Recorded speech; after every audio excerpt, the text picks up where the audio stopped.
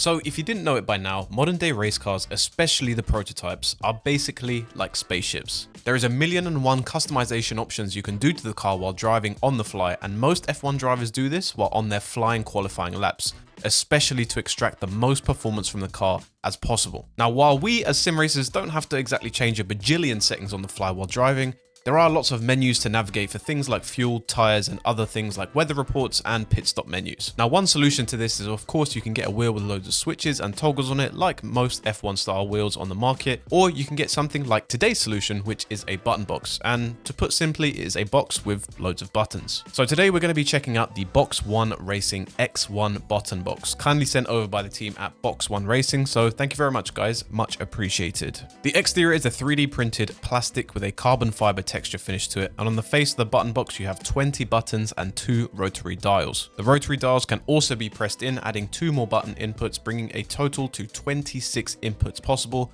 from the button box. Now, Box 1 provides 4 sheets of stickers which you can use to label each button assigned to each action. There is a multitude of stickers for a variety of games and even actions for games like Euro Truck Simulator. Installation is a simple USB-A plug and play, and that's it. Pretty much you're good to go. Mounting is also a piece of cake, as there is an included bracket and screws when you buy the button box, so mounting as easy as sliding your bracket into some spare profile and then screwing in the box from the rear. I'd recommend purchasing or finding a spare piece of aluminium profile so you can mount it easily between your wheel and monitor like I have here. Once everything is mounted and plugged in, you're basically good to go. Binding the box to actions in game is as simple as clicking the bind you want and pushing the button on the button box. The real magic happens within SimHub. Now, if you haven't heard of SimHub, then frankly, where have you been? SimHub is essential for any sim racer as it can do a multitude of things, but just to give a few examples, it can create custom dashboards for you to use on your wheel or on your screen. For example, if you're racing a prototype and you can't see the dash in the wheel, then you can have one on screen. It can control Philips Hue and Govee lights, control fans for a wind simulator, and back to the main topic at hand, it can control the LEDs and lights on button boxes and additional accessories. So some cool things you can program are fuel button to flash when you have 2 laps of fuel left, just to remind you that you need to pit, or you can use it as a spotter in your peripheral vision to see if somebody is on your left or your right next to your car. The possibilities with SimHub are pretty much endless. Configuring pit stops or changing car adjustments on the fly are an absolute breeze with this button box. For example, each pit stop menu is tied to an individual button, and you can even set up a macro, for example, just to change your left or change all tires,